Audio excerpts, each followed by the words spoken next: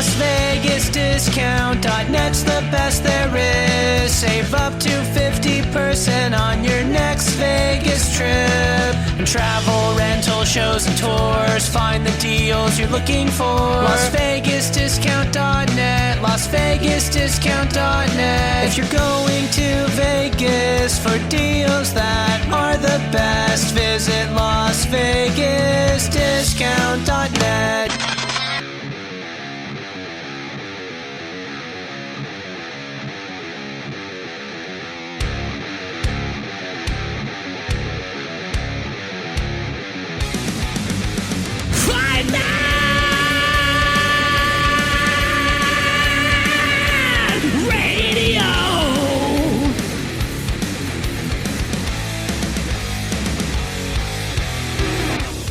FightNetRadio.com with Andrew and Lee, talking boxing, combat, sports, comedy, football, and everything kick-ass. All on FightNetRadio.com. Fight Net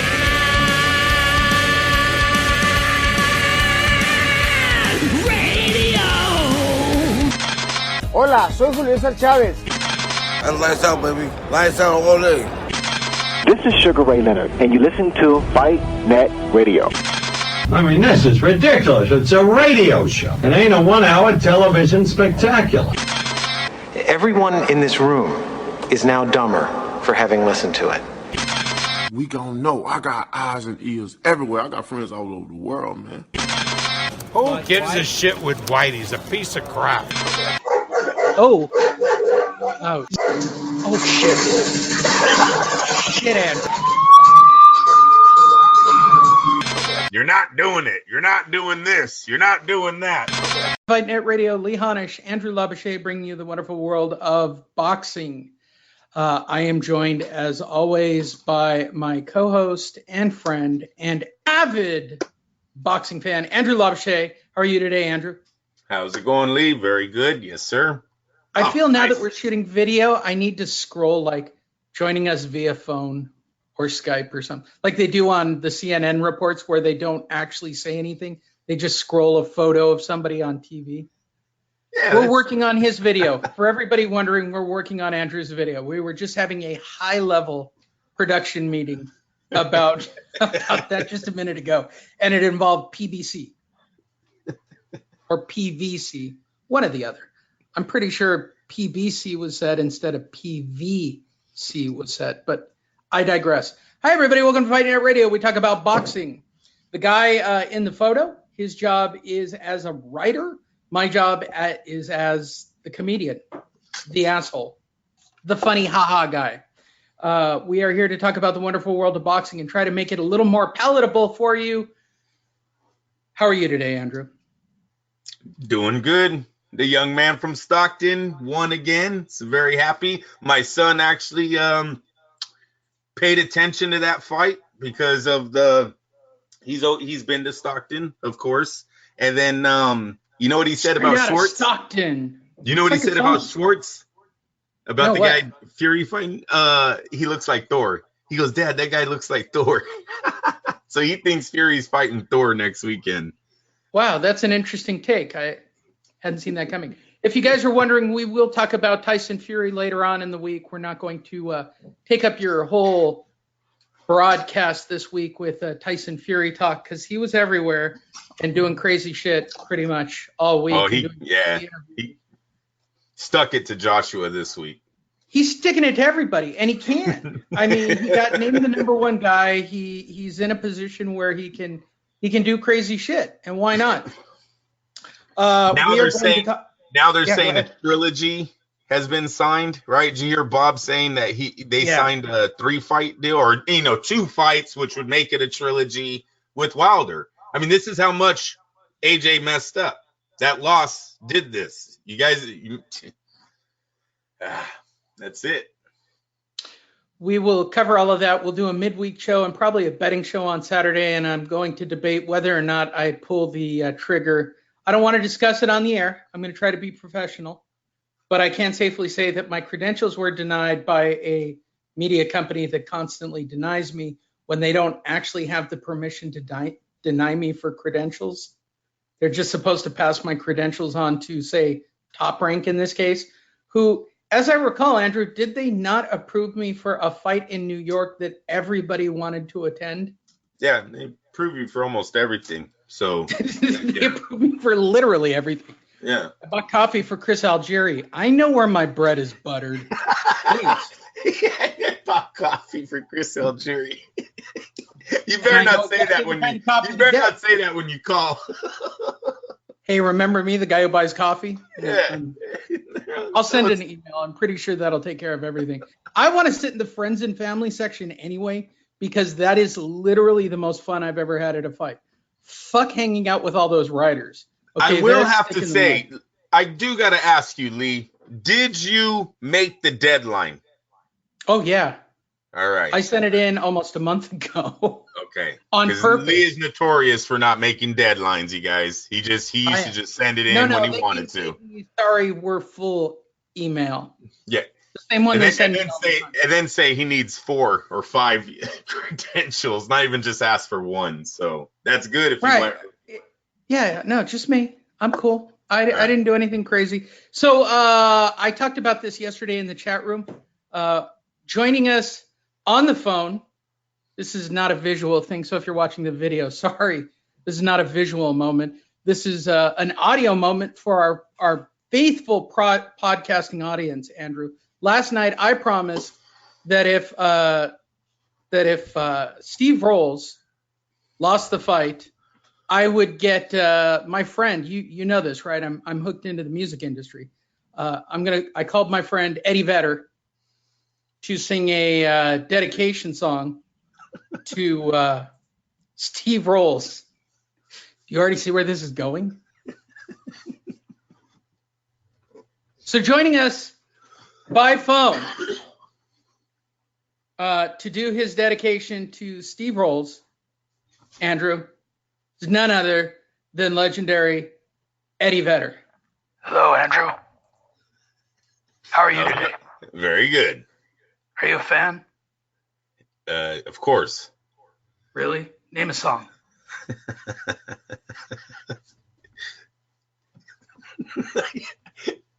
You don't know any of my songs, do you? Are you going to sing the damn song?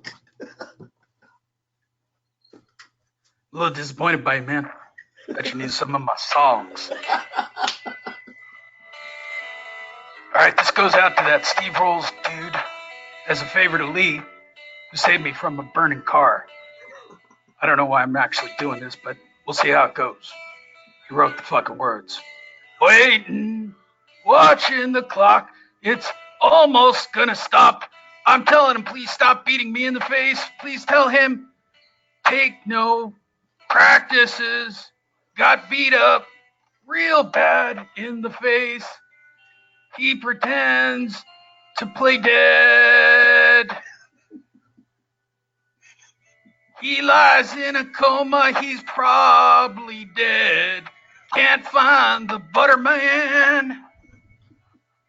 He dreams in red, that's all he sees. Can't find the butter man. Can't find the butter man. Can't find the butter man.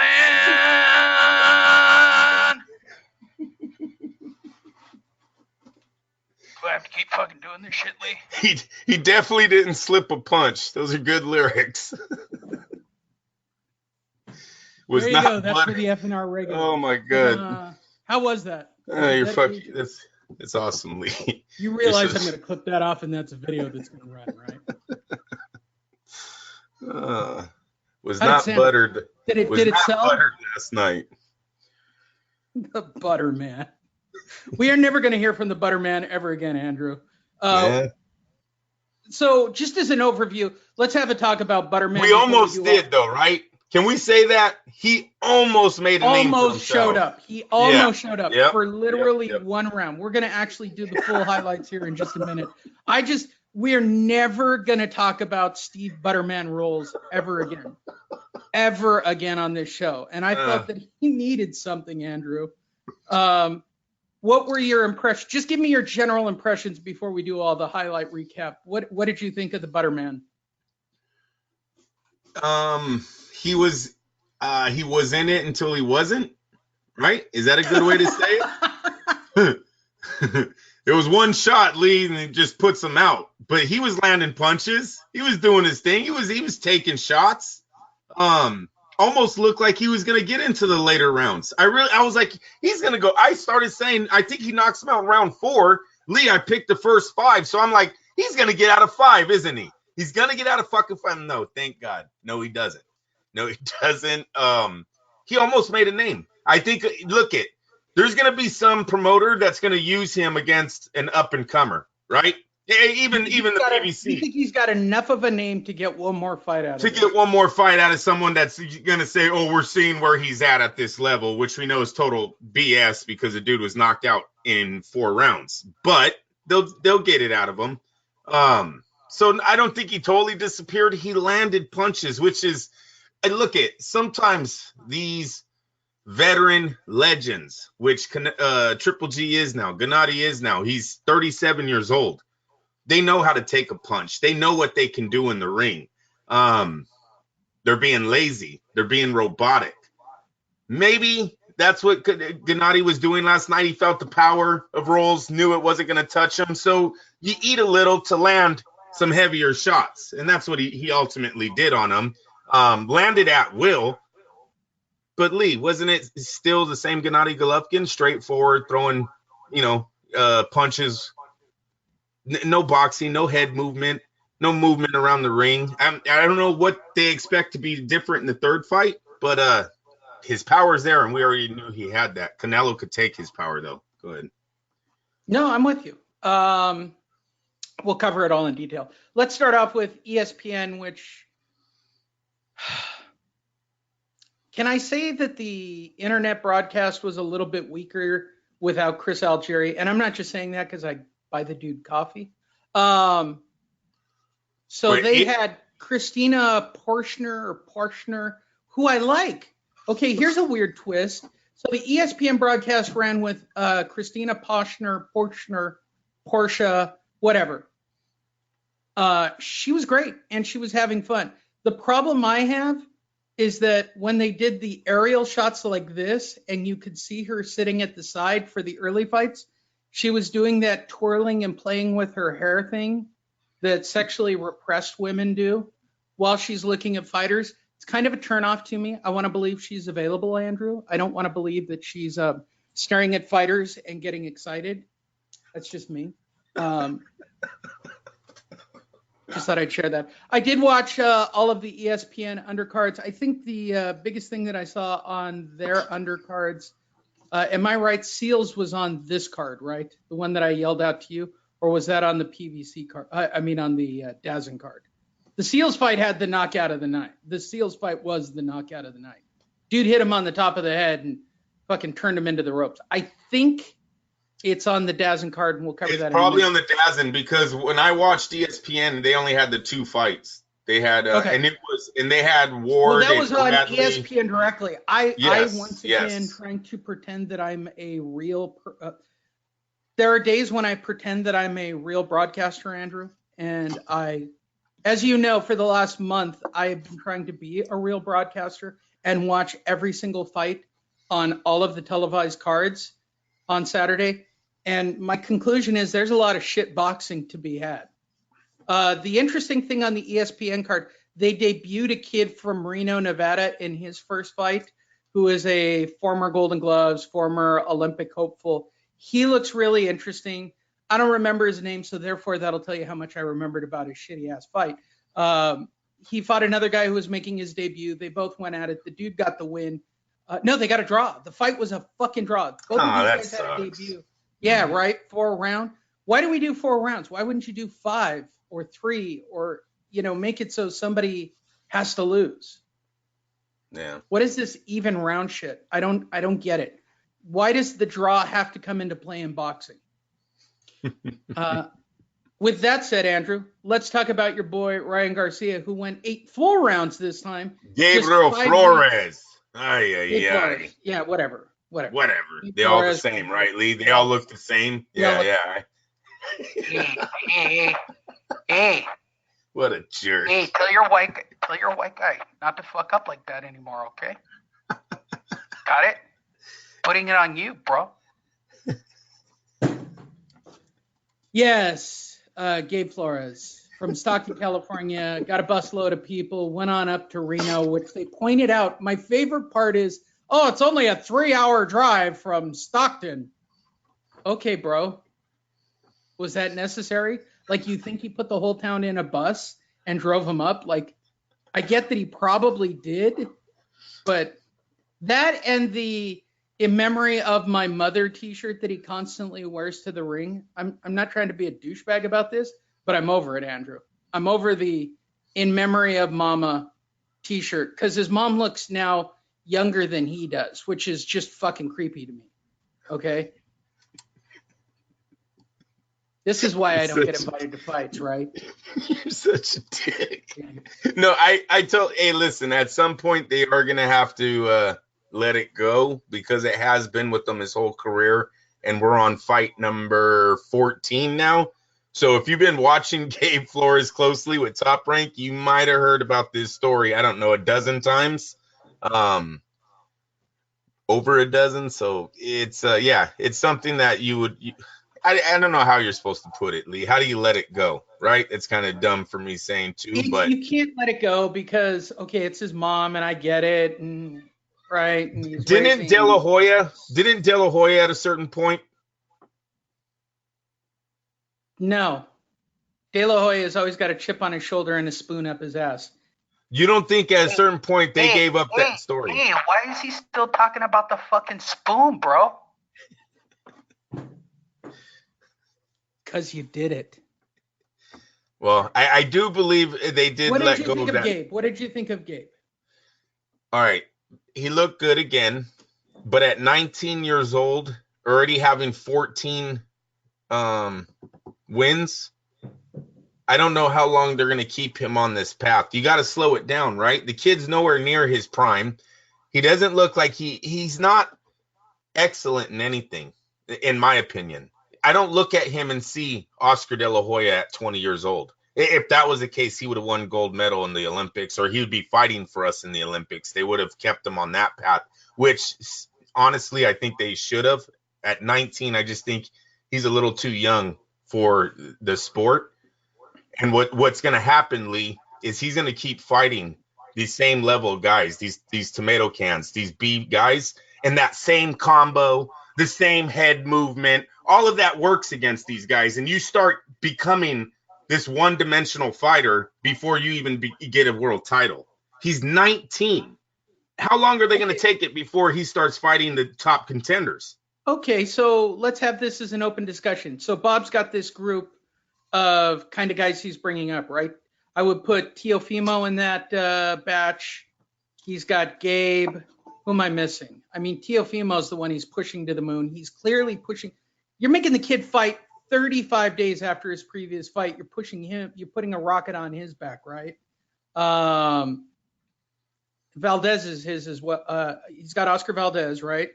Yes. Valdez, Shakur Stevenson. This is his new group of guys that he's literally pushing to the moon.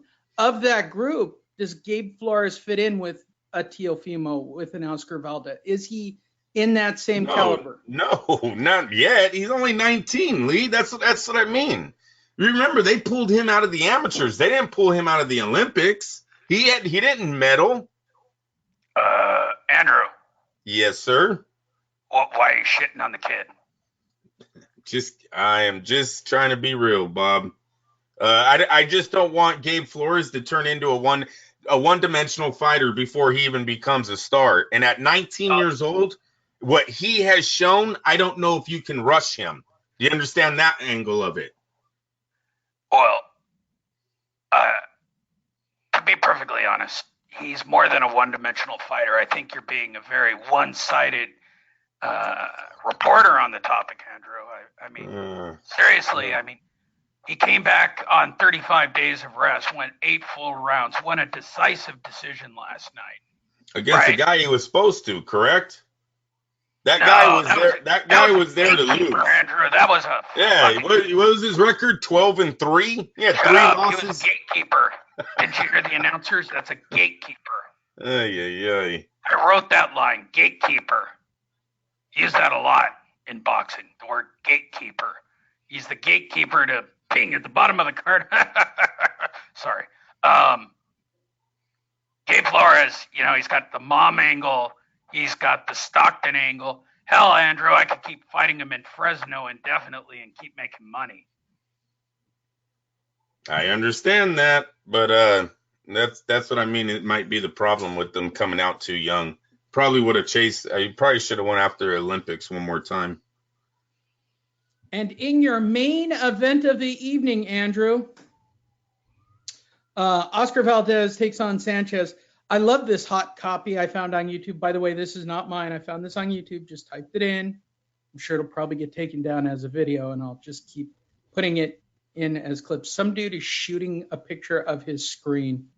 Fucking balls of steel, bro. Balls of steel. But it gives me the clips. Oscar Valdez makes his return to the ring and basically destroys Sanchez in 12 in what I can only describe, Andrew, as a lopsided affair. There were a couple of rounds where I thought Sanchez was interesting, but by and large, it looked to me like an Oscar Valdez showcase fight. Yeah, listen, yes and no. The kid was in the fight. I guess you're right, Lee. He was dumb. He was dominated, but he was in it. That left hook was real on Sanchez last night. It started breaking up the face of Valdez, which I haven't been too impressed with lately. The way he receives punches, the way his body reacts to them. We've seen the broken jaw, so we already know that that's been broken once. And then last night, this guy who's ranked 13th in his belt ranking, not in the world, but under the WBO, he wasn't even in the top 10, is breaking up your face with the left hook. Yes, he dominated. I thought he was supposed to knock him out. Look, this talk about him moving up. He was a gatekeeper, and Valdez did his job. He was actually not a gatekeeper. I won't agree with that. He was 14-0-7, and he was ranked 13th. You should have just kept them going. You know how expensive it is to buy a WBO ranking these days, Andrew? Do you know? No. Clearly you don't. No, I had to make this no. fight. I said no. Andrew. They talked about him fighting Carl Frampton next or Miguel Berchelt. I would have him an underdog in both fights. Carl Frampton, he's from the UK. I understand that. But the guy brings it, right? He went 24 rounds with Leo Santa Cruz, who is probably at that time better than where Valdez is right now, because I'm telling you, Valdez takes way too many punches. They talked about it last night. He can't take these many shots as he goes up in with opposition, and you can see it. Lee, his face is breaking up against a guy who has 7 knockouts. Yeah, I agree. I thought he took a lot of punishment. He's working a very busy schedule too, Andrew. He's clearly in that group of we're going to keep pushing them till they break. Here's what it seems to me with that Shakur, Teofimo, Valdez, Gabe group, right? This group of fighters Bob has. We're just going to keep making them fight as frequently as we can humanly get away with, right? And if somebody loses or falls off, so be it. We'll just plug in one of these new guys we're bringing up the food chain. But they're expediting people to put them in a position to be world champions or to defend as world champions. Because let's be honest, and I keep saying this, the only organization that is trying to put on fights on a weekly basis that are at least somewhat watchable, right, is Bob. Bob is the only one who stepped up to the plate and went, all right, I'm going to put on fights every weekend. Really, Bob? That's crazy. I mean, nobody tried to talk Bob out of it. I mean, he's got a big enough stable that he can pull it off. The PBC tried it, but even the PBC takes weeks off. I haven't seen Top Rank take a weekend off yet since the ESPN deal. Have you? No, and they do a great job of finding guys with records. I think that's one of Top Rank's best qualities in matchmaking. But are we getting the fights that we want to see? Terrence Crawford hasn't been in a fight we wanted to see in how long, Lee? Jose Ramirez, Vasily Lomachenko. These guys are not getting the fights that we want to see. They do a great job of getting their replacements in there. Like last night, 14-0-7. You can't beat that on a casual. When a casual watches a fight, he sees a champion who's undefeated. He sees the contenders undefeated. You know what? Nothing else on. I might watch this. But for us that follow, we're not seeing the fights we want to see by anybody. I completely agree. Yeah. So overall, Canelo, how would you rate? Hey, how about Canelo? Hats off to Canelo, right? Yeah. Why are we hats offing to Canelo? Because he's the only one in the sport that's fighting the people we want to see. Danny Jacobs was the people everyone wanted to see. Triple G. Hey. I think you're thinking the wrong person, eh? Oh, I got to think Oscar. Look at this guy. Ooh, you're so jealous. He's so jealous. I'm not jealous. Bro. Check it out. He's accepting them, Oscar. He's accepting them. He don't have to accept them. You're damn right he does. I've been holed up in this hotel room for 6 weeks. Fuckers got to keep fighting to pay for this room. Now, you're right. You're right. Oscar and Canelo, they're the ones holding it down right now. They're giving the fights their fans want to see. We need more of that. Hey, you know what? Deontay Tyson Fury, if they really did sign a 2-fight deal, that's giving the fights the fans want to see. Right now, Lee, I was at a party last night. My nephew, Gregory, the wrestler, he's on his way to Buffalo, New York on Wednesday, go to the university. Same university Khalil Mack was from for wrestling. He got a wrestling scholarship. So we had a going away party. Guess what my family says? Number one fight they want to see in the heavyweights, Wilder versus Fury. So it has happened. They have took full momentum of that division.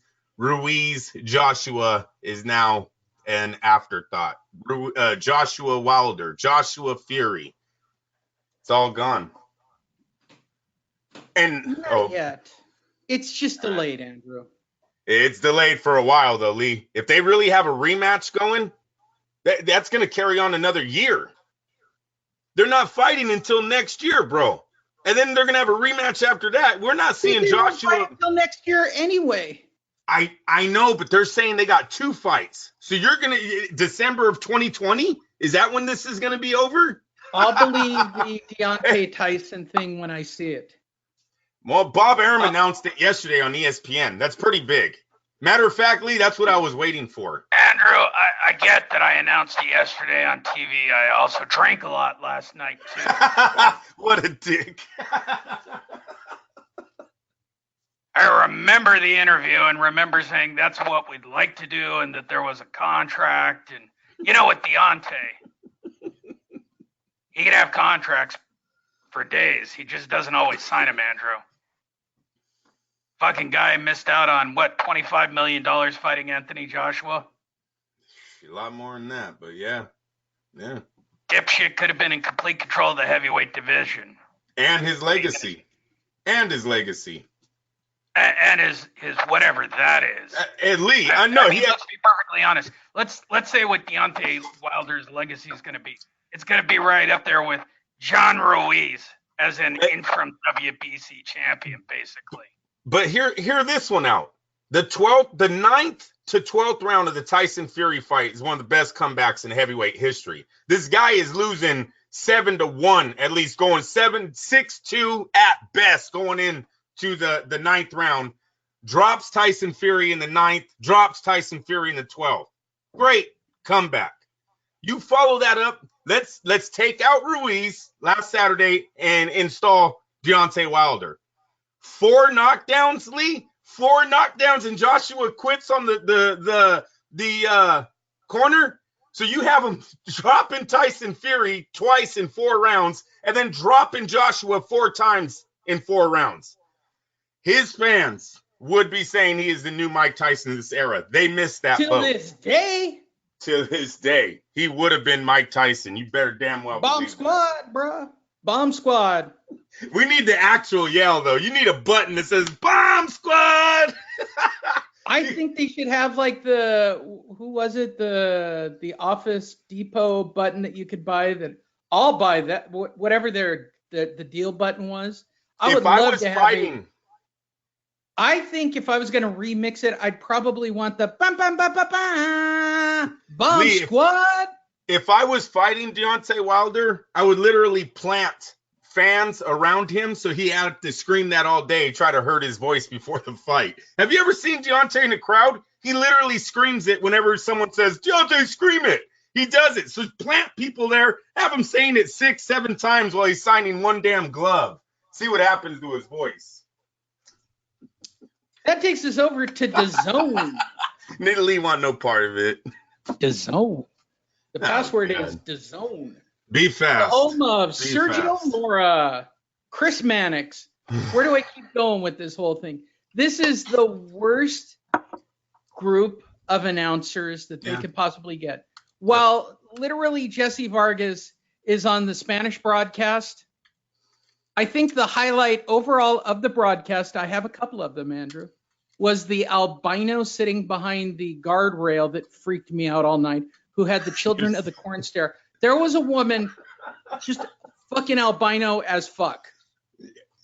Did I get that all in? Albino as fuck. Who's doing this dead-eye stare into the ring like she's mentally trying to kill people or something. I don't know what it was. That was bizarre. Pacquiao's mom's going to bring her to Pacquiao Thurman. Is that what you're saying?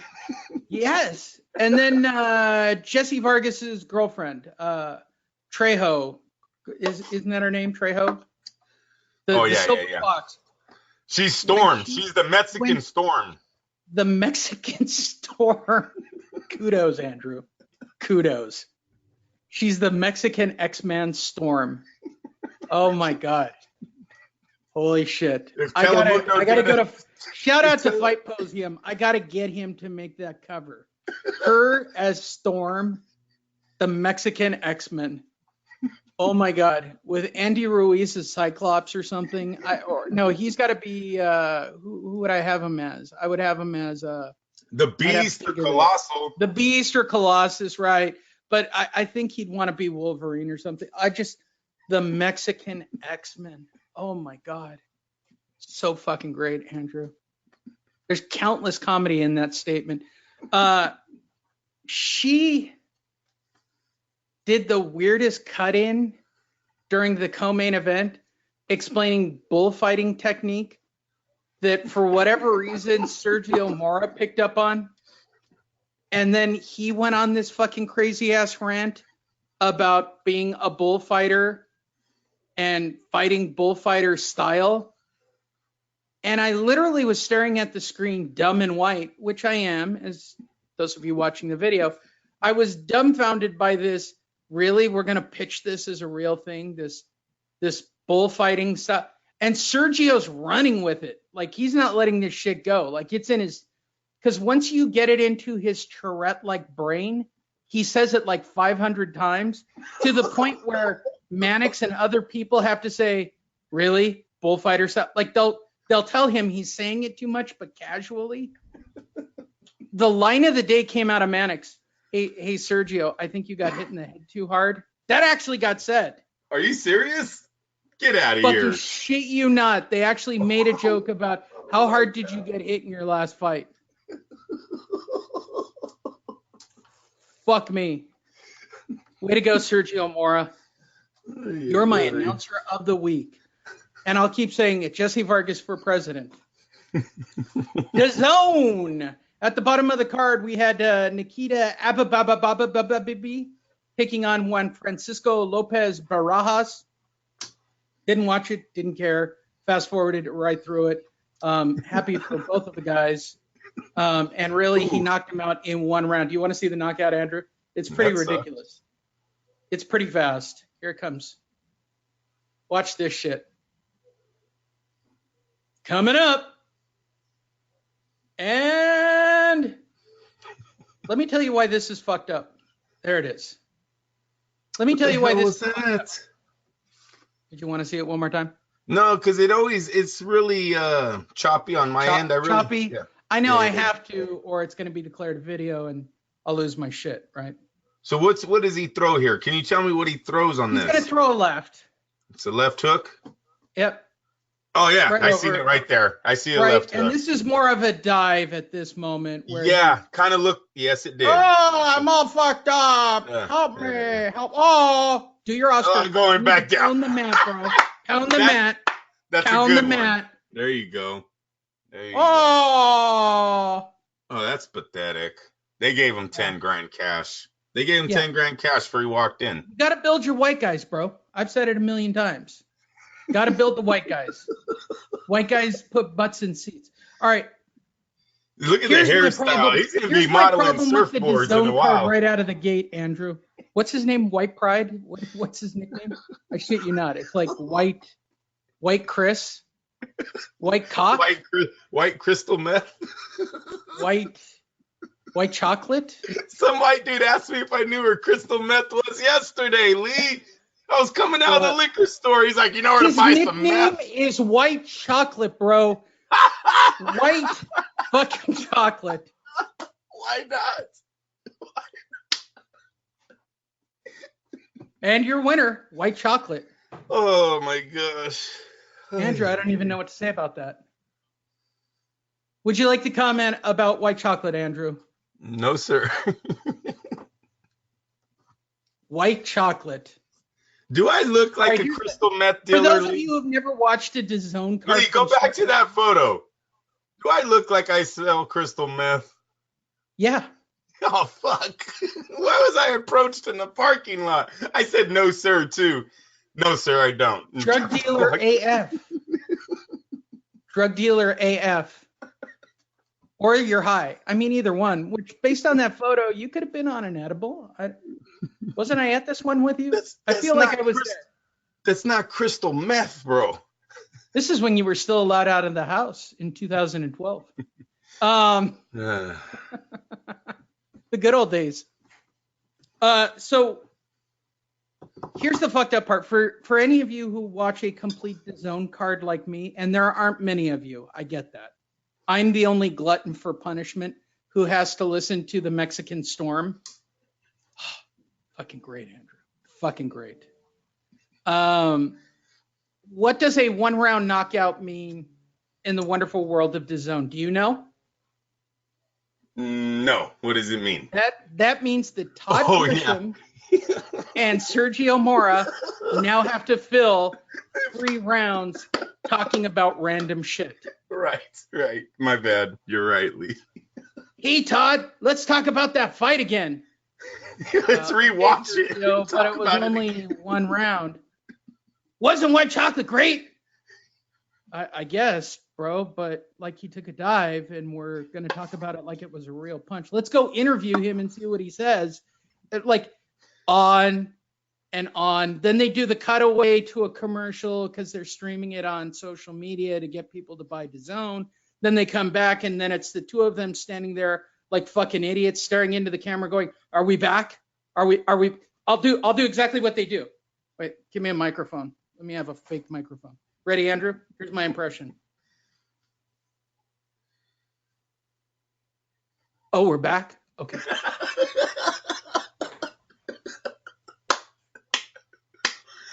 Professionals, bro. They're professionals.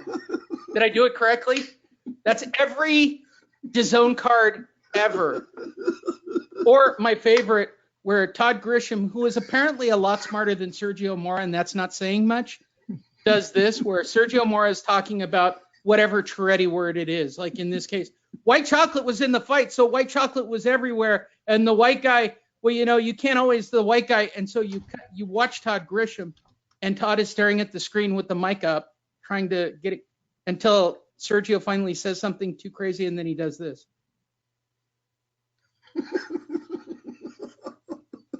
Yeah.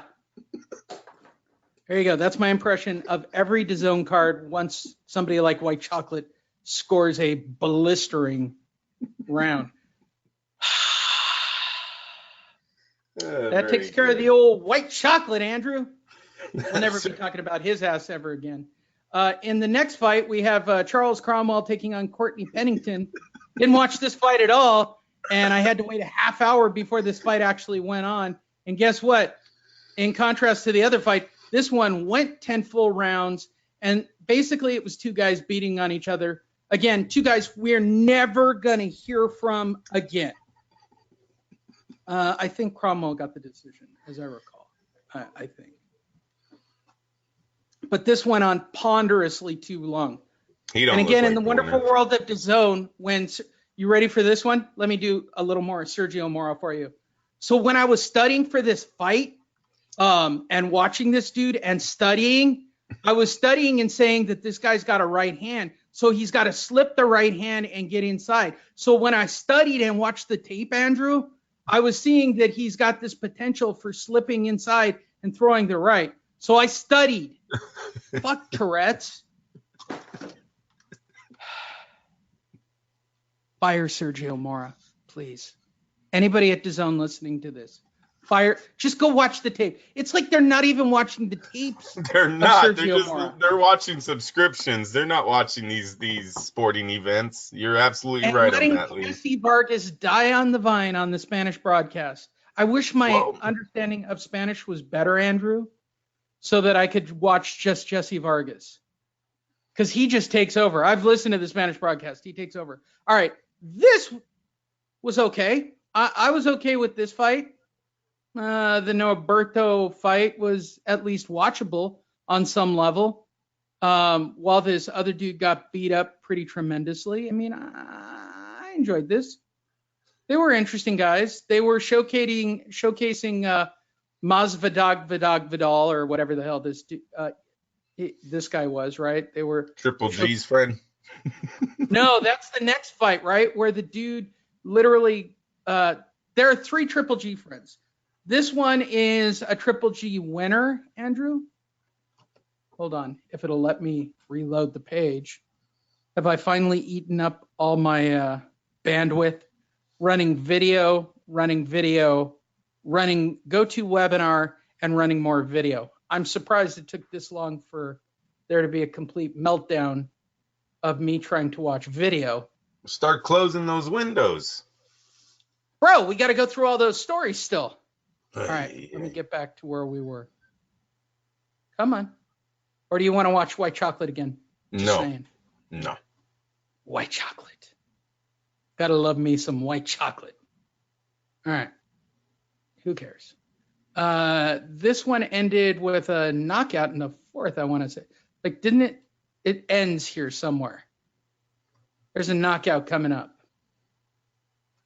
So this is the Triple G friend that wins, beating up the Mexican dude. There was a lot of weird Triple G friends beating up on Mexican guys. Triple G hates Mexicans now. Yeah, right. He's like, well, if I can't be Mexican style, right? This guy gets. Yeah, this is where he gets him. What happened? Right. What happened, Lee? Yeah. What happened, Lee? Was Triple G fought a Mexican. He fought a Mexican. That's what happened. And the Mexican sided with the Mexican. And now Triple G is not Mexican. He's angry. He's just angry. Yeah, literally, exactly. This card is full of MTK style fighters beating up on Mexicans. The only one that didn't happen is in the next fight. This is the another friend. This was an interesting fight to me. Okay, this is the guy who looks like the dude from the UFC, wore the puffy hat out. Now, This is a friend of Triple G's again, but this time he gets beat up by Sabalo, right? Like, literally beats this dude up for 8 straight rounds. I don't know what this fight was about. I think this was a showcase of a Lou DiBella fighter or somebody who was another promoter in this position. Magdadov was undefeated. Yeah, well, he sucks balls, Andrew. I watched this fight. He looks like it. I mean, talk about a face hurt. He was a straight up punching bag. Yeah. Straight up. Yeah. He's coming straight forward. There's nothing there. Like, he's eating everything. I mean, it was an entertaining AF fight, right? It was fun to watch. I was more obsessed. By the way, I'm going to freeze on the crazy. Where is she? They're going to put it on her in a minute, and I'm going to show you this crazy albino because she's on the camera side. It freaks me out. What did you think of this fight, Andrew? Didn't watch it. You still hadn't turned it on yet. You're just waiting for Triple G. I remember I was at a party. See right there to the left of the belt, Andrew? See to the left of the belt right there? See that hair? Yes. Okay, that's the one we're talking about, just so you can keep an eye out for her. She's on the camera side. By the way, the front row is full of hot women, except for the albino. And the albino's not bad looking either. This is a very bizarre group. There she is. There's that albino again. I mean, there's nothing else to watch. I mean, if you're watching this as a fighting standpoint, it's a showcase for Zabalo in this fight. What I didn't understand is what is his luck of the Irish Mexican thing that he's pushing here? Like he's got, like his logo has got two Irish leaf. Well, he's probably mixed. Bro, why are we mixing races again? We've been talking about this. Oh my gosh. I mean, the Irish need help. I get that, but we were talking about mixes before we started too. I guess he's half Irish, half Mexican. Why do you say you guess? See, you can't tell that he's half something. And come on, Lee. I don't see color, Andrew. You're the racist on Oh shit! Lee went there today. Wow. All right. All the racist shit I say is written by Andrew. There she is. There she is. There she is. Right there, Andrew. There's that crazy Children of the Corn bitch. Look at her. Look at her. Her roots look kind of dark. Yeah, well, whatever. How bizarre. That's how she looked the entire fight. She's just staring. Staring. Red rum. Staring. Red rum. Red rum. Red rum. By the way, these two chicks were rather hot. Just saying. Yeah. Well, this was an 8-round decision for Zabalo, who then tossed out T-shirts after the fight to people that were in attendance. So if you were lucky enough to get one, yay. I don't think you're ever going to see him again, but what do I know? I mean, he's a Loeffler product. I don't know if he was a Loeffler or DeBella product. Oh, look, the other kid's crying. Look like he was crying.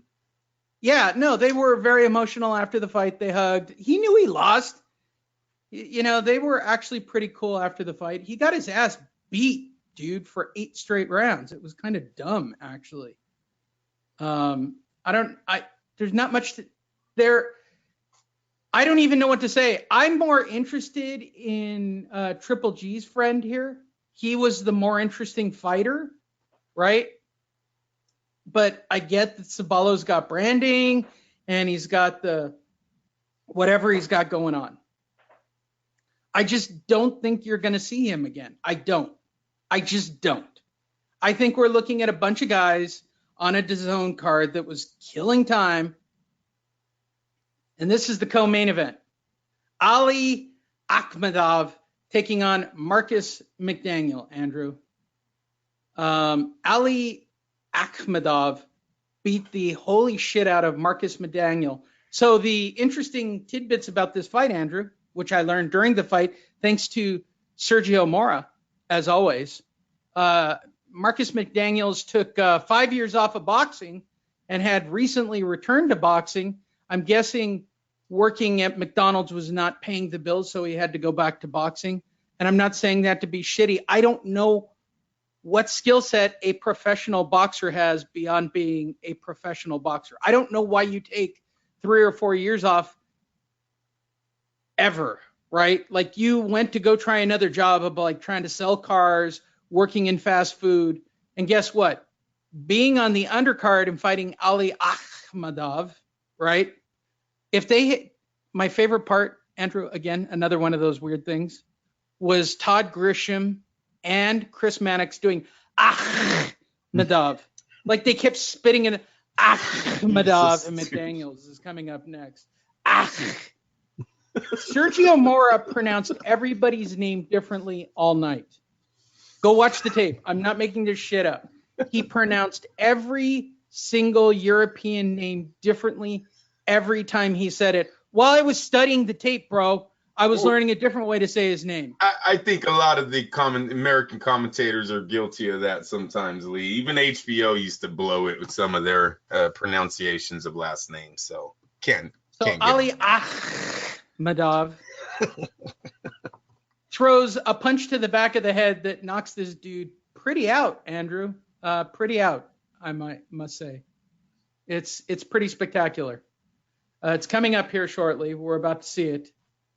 So this dude keeps leaning over, reaching in, holding, and he's bitching about getting hit on the back of the head. Sergio Mora is doing if you lean over, it doesn't matter. You're allowed to get punched. Until this dude gets hit on the back of the head right here. Boom! Like that. Wow. And gets knocked out. Oh, and then Sergio goes, that's okay, that's illegal. Yeah, that's a DQ. You can't do that. Guess what? It's a KO in the wonderful world of this fight. Yeah, that was wrong. He is out. He is not good. He is not good. This fight is over.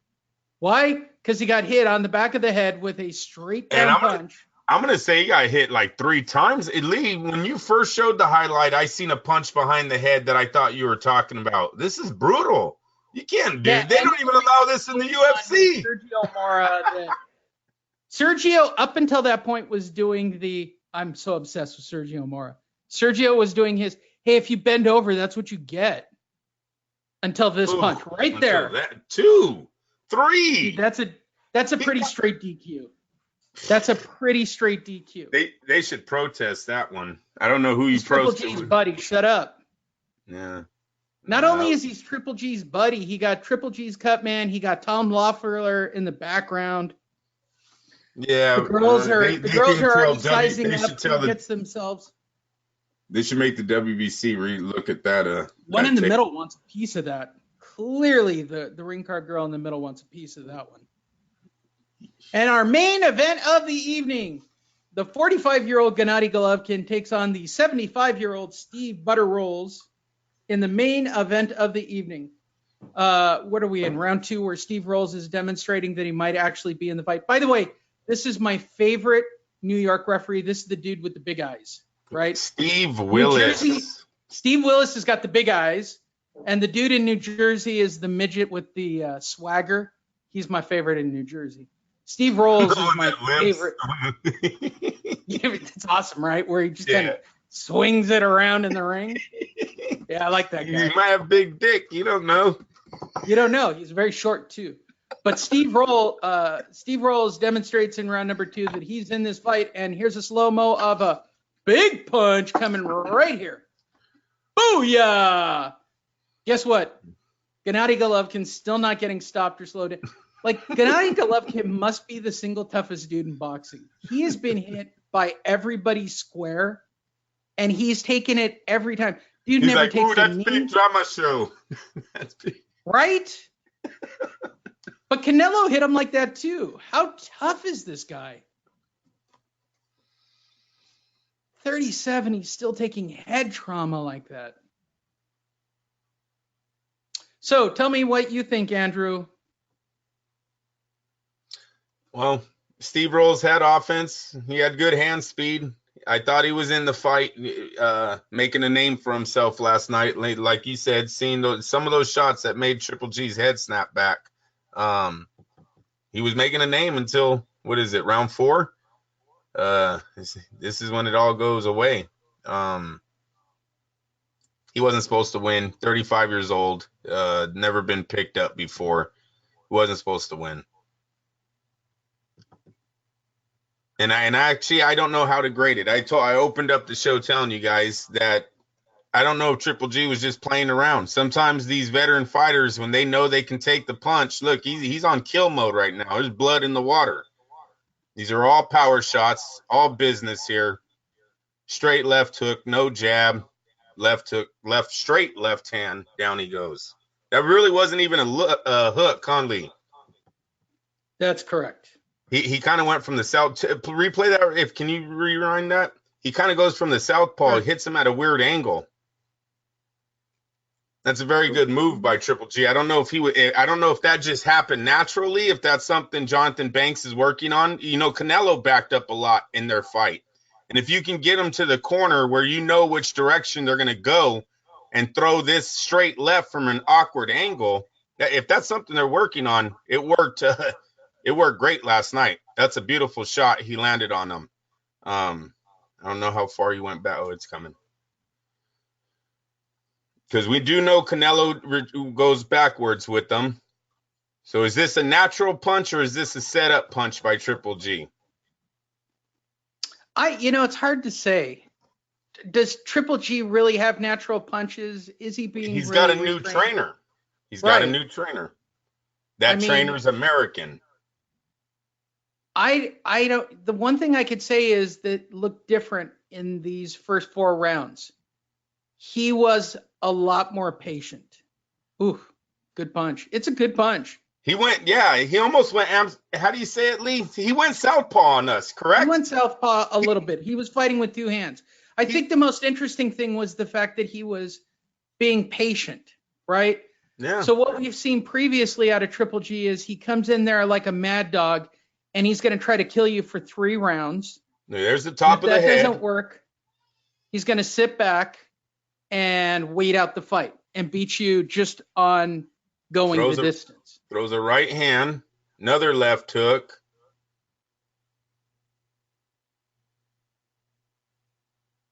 He's head hunting at this point. There's the jab that sets it up, and there's the left. Ooh. So he just set it up with a jab, and it's a good left. Oh, Canelo better watch out if they brought that to his arsenal. I'm dead serious. If he's going to be throwing a power right hand and then setting up with jab straight left that can knock your ass out too, watch out. I didn't see this yesterday, but it almost looks like they brought that to him. That might be something Johnathon Banks showed Triple G in this training. It's a good fight. It's interesting work. I mean, I would like to see it against the top 10 level. Can he do it against Boo Boo?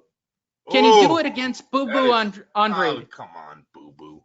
That should be the next fight. And you're right. You're good lead in, Lee.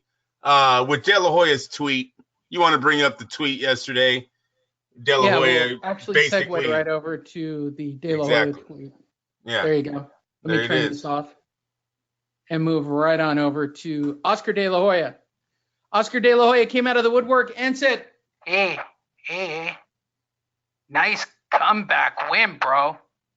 Nice fight, a real fighter, right? How about a real fighter? Win a belt, and I'll consider doing the 3rd fight with Canelo, bitch. He was thinking, bitch. I don't think he. Come on, I know. Tell him what they said. Really? You don't think Oscar was thinking that? Nice comeback win. Now fight a real fighter, win a belt, and I'll consider doing the 3rd fight. Hashtag Canelo is your boss. Okay, here's my He's going to take the blame Oscar. for the duck. Why are they just they're obsessed with this, Andrew? Get a belt and we'll talk. Get a belt and we'll talk. It's the Get duck. a belt and we'll talk. It's the duck. That's the duck. That's the excuse, Lee. He's going to take full blame for the duck Canelo is about to do on the 3rd fight. Now, Canelo usually follows it up with the top 3 opponent, right? Yes. Canelo's, we're not, Canelo usually never goes after, opponent that people don't want to see. So I won't give them shit until I see who Canelo's fighting next. But clearly, Oscar De La Hoya does not want to see Triple G a 3rd time. That was a great performance by Triple G last night. I really liked the setup on that left hand. Man, if he is turned into an ambidextrous, is that how you say it? Ambidextrous? Hamster dextrous. Just All say right. hamster dextrous. If he is turned into ambidextrous, ambidextrous. Now you got me doing it. Just say hamster dextrous. All right. You guys know what I'm saying, though. If Banks has brought that to Canelo, to Triple G at 37,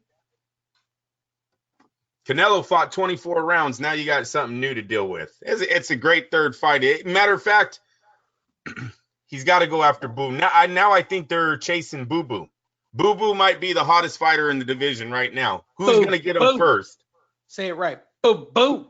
Who's going to get him first? Triple G or Canelo Alvarez. And let me tell you another reason why the duck by De La Hoya, this duck move, is not going to be hated on by DAZN. They need these two guys right now. They're hoping Triple G's viewerships in America did great last night. There's no way they want that third fight yet, with Anthony Joshua having a big-ass question mark over his career right now. Anthony Joshua comes back in 6 months, 4 months, and loses to Andy Ruiz again. He's basically done as a profitable fighter for DAZN. Turns into now just another heavyweight contender that will be fighting on their network. And Andy Ruiz might be the highest paid heavyweight champ in the world. I'm dead serious. Right now, they're saying DAZN has the rights for Andy Ruiz's next 3 fights. If he can pull out the victory in the rematch, look for a long-term deal to go Andy Ruiz's way, because he will. Andy Ruiz wins the rematch. He gets at least 3 more fights out of Fury and Wilder. He can lose 2 of them and still get 1 more. He'll be that hot as the heavyweight champ. So they need Triple G and they need Saul Alvarez. If they're pulling in good viewership, I don't see these two fighting each other. Look for Billy Joe Sanders to come into the mix. Look for Demetrius Andrade. They've got to look every other way before they match these two guys up and figure out what's going on with their heavyweight champ. Hey, everybody. Check out FightNet Radio on the internet. Go to fightnetradio.com. Click on it. Scroll down. Go get yourself a shirt. I'm actually ordering up a shirt. I got to get you one too. But I'm ordering up a shirt so I can wear it while I'm actually doing the video, Andrew. That's nice. Glad that popped. Very nice. So go to fightnetradio.com. Check out the merchandise store. Find out a different way. You can find all the different platforms we broadcast on. You can also watch our video. We do unique content and video throughout the week. I actually have a 12th round video of Tyson Fury watching the 12th round and doing his own commentary for the 12th round that I'm getting ready to put up on the Facebook and YouTube page. So if you want to check that out, just click on the Facebook link or the YouTube link and you can watch those videos. Also, we're sponsored by LasVegasDiscount.com. All you got to do is type in LasVegasDiscount.net. Sorry, .net. I don't know, .com. LasVegasDiscount.net. Next week, Las Vegas. You're going to head out there to go see Tyson Fury, of course, because he's the big drama show. He is big drama now, Andrew. Tyson now is big drama show. Yes, sir. Yes, sir. At least for this week. And if you're heading out there and you want to stay all 3 days, we talked about this. I think the deal last week that we were pushing, might be Caesars this week. $225 for Caesars is pretty good. But if you can still get the win for $200 a night, and your goal is to get laid, I would recommend. It's gone up $13, Andrew, since last week. Whenever we shot the last show. If you're on a budget, here's what I find funny. If you're on a budget, go stay at, just so you're close to the fight. Oh, that's a great price. Yeah, that's wow. a today's special only. $1.25 to be at New York. New York puts you right across the street from the fight. That's a great deal, Andrew. That's a great deal. Great deal. 58% off. This is a huge deal. So go to LasVegasDiscount.net, book the New York. That'll put you right across the street. They're fighting at the MGM Grand. I feel like they're fighting at the Grand Garden. I feel that's where they're. You should probably, if you're really doing commercials for these guys, you should probably tweet that one out. That is a great deal for people that are looking to go to Vegas here today. 58% Well, off. actually, I'm working on a brand new sponsor, Andrew. You ready for who it might be? DAZN. We might be a sponsor of DAZN. Yes, I said it out loud. Which means I can't shit on Sergio Mora anymore when that one happens. I guess not if they listen to the first half an hour to 45 minutes of the show, but yeah, okay. Listen, Andrew, I studied for this fight. I want my grade now. All right, bro. You studied for the fight. Calm down. Tropicana's at 113, Andrew. That's a great deal, too. It's good, but you're not as close, Lee. You're not as close as the New York. Ooh. Oh, it's not. It's not the Tropicana. Yeah, they're lying. Yeah, no, New York for $1.25 is the way to go. Yep. With all of that said, please go check it out. Go to the Fight Net Radio page, www.fightnetradio.com. We have some news for you to cover, and we are happy to talk about it. We will save the depressing news for last. Let's do the fun news first, Andrew. Would you like to do the fun news first? Uh-huh. It's up to you. Yeah, that's fine. Right out of the gate, only because I know it's going to get a reaction out of Andrew. This coming to us from 2 days ago. Anthony, we're using TMZ Sports today because really regular boxing news was dull. But TMZ was just chock full of great stories that will make Andrew crazy. Anthony Joshua, no memory from round number 3 of the fight. I don't know why you would disclose this, right? So I'm telling you. TMZ's reporting Anthony Joshua had zero recollection of the disastrous 3rd round of his Andy Ruiz fight where he was pummeled and knocked down twice. According to his promoter, Eddie Hearn, Joshua was a massive favorite in that fight against Ruiz, but was stopped in the 7th round. Hearn sat down with DAZN and opened up about the fight and revealed that Joshua legit does not recall the 3rd round. Andrew, that would lead me to believe, I could be crazy here, that he's got some kind of concussion issue. Would that not be where you sit on this topic? Concussion issue. Almost everything about this defeat has to do with some kind of head issue, right? He's either having a panic attack, he was knocked out already, and now they have this one. So I don't know what to say about it anymore. He's got 4 months to make this thing right, or like I said, he's just another contender in the heavyweight division. That's what they're dealing with here, and that's why I think everything else is going to be put on hold until they figure out who Anthony Joshua is. Is he Lennox Lewis or is he Frank Bruno? We will know. Eddie Hearn's going to figure out how to squeeze $1 out of this no matter what, Andrew. That's what I know. They needed $1 billion squeezed out of this, though. You got to remember that DAZN contract was signed to them because they thought they had the face of the heavyweight division, which they did. And for everyone that now all of a sudden AJ some bodybuilder who doesn't know how to box, come on, that's ridiculous. This kid not only was the gold medal winner, this man was not only the gold medal winner in 2012, he beat a legend of this sport in a great fight, a classic fight, one of the best heavyweight fights we've seen of this era, both men being dropped, and then him stopping Klitschko ultimately in the 11th round with the uppercut that was heard around the world. I believe the photo got the photographer photo of the year in boxing. He unified against the undefeated Joseph Parker. He beat 4 top 10 contenders. Like, stop it with all of a sudden, I told you the guy was a phony. He's not a phony. Glass jaw could be real, okay? Mental stability could be real. I don't know who Anthony is on that side, but as far as skill-wise, resume, he had it all. He had everything in this sport. He was the face. DAZN was correct in signing him when they did. Tyson Fury not being mentally stable at that time. Everyone knew he was retired. He was out. He was overweight, doing drugs. And then Deontay Wilder is with PBC. So that was the only way DAZN could go. Now they're at a crossroads of not knowing if they signed the right guy. We will see. And if it is Lee, it's all because of chin and mental. It has nothing to do with his skills. Sometimes we heard the great Emmanuel Stewart say it about Tommy Hearns. It was only a matter of time before everyone knew.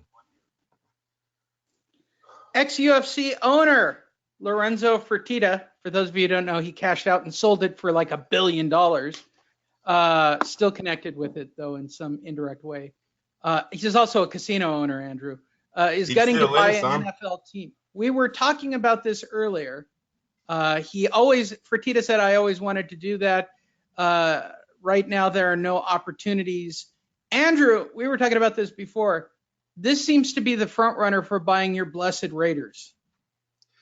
Yes, it sort of does. Look, last year we had talked about this, Lee, when the Raiders were destroyed by the Niners in Santa Clara. The Fertitta brothers they had photos of the Fertitta brothers there talking to John York, the GM of the Niners. And right away, people started saying that it was possible the Fertitta brothers had already purchased stock ownership in the Raiders, and now we're working a deal with the Niners to get the Raiders to play there. Outside looking in, the only team they could probably go after is the Oakland Raiders. It makes the best sense for them, Lee. Look, when we talked about them possibly hooking up with Davis before, me and Lee told you guys about the UFC idea of the UFC throwing fights then at the brand new stadium, the 62,000 seat venue stadium, domed stadium, meaning weather isn't an issue. You can put fights on there all year round. Then you have the rumors me and Lee brought up a few weeks ago. The PBC might be bought out by the same company that owns the UFC. And could you imagine if Spence and Garcia and hopefully Thurman, if he gets past Pacquiao, if all of them were now headliners of this new stadium in Las Vegas?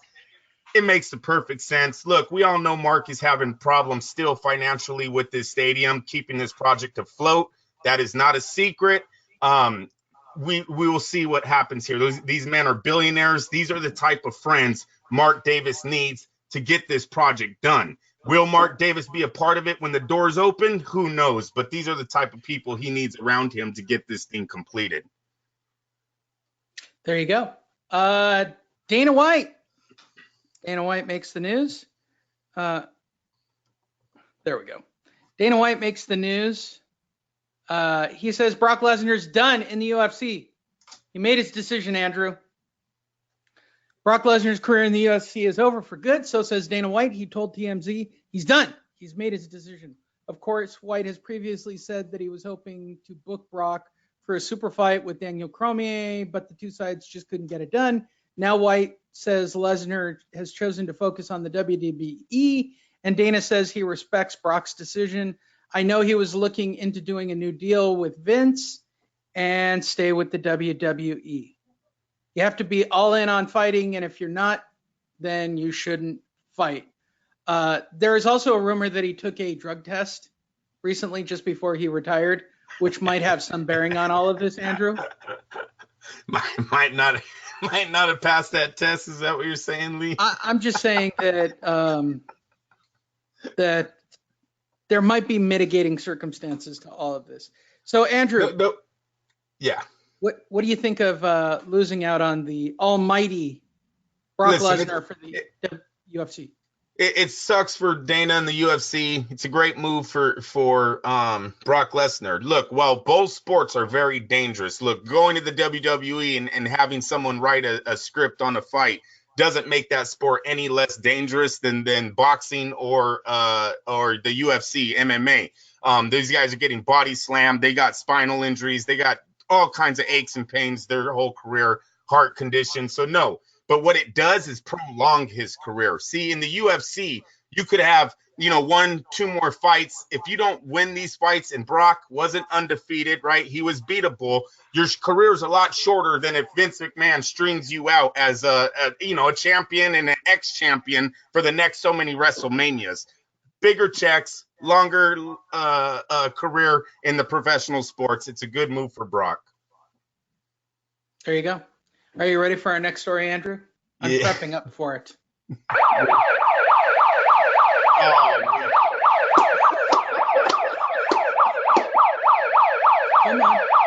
Come on, there we go. Damn it. Step away from the vehicle, Mr. Tarver. Put your hands in the air. Antonio Tarver arrested and released after he cuts a deal in a battery case. Let me wait. Pause. Lee, tell him right now that is never going to leave this show. What you just did right now is any of you boxers who mess up, Lee Honish is pulling you out the car the next day like that. Oh, that was classic, bro. Get out of the vehicle, Mr. Tarver.